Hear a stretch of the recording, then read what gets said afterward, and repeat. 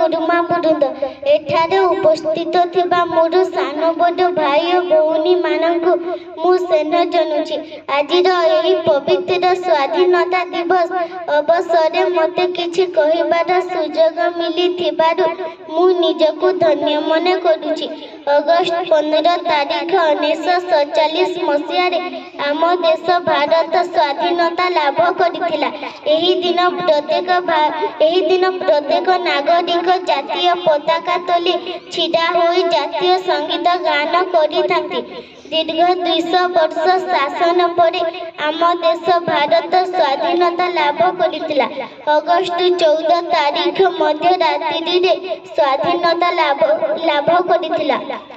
आम देश भारत स्वाधीन करिबारे बहुत स्वाधीनता संग्रामी मानकर अवदान रही।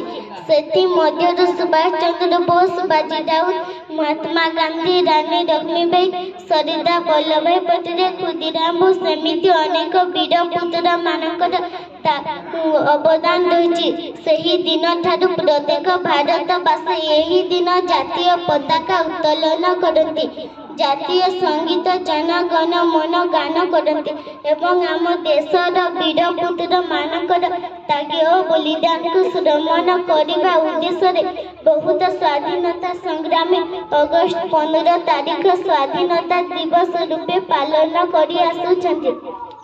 आमर जन्ममाटी भारत मार सदा सर्वदा सम्मान रक्षा करने उचित। आमे समस्ते भारतीय बोली निजको गर्व करने उचित। मु एतिकी कहि मोर वक्तव्य शेष करुछि। जय हिंद, जय भारत।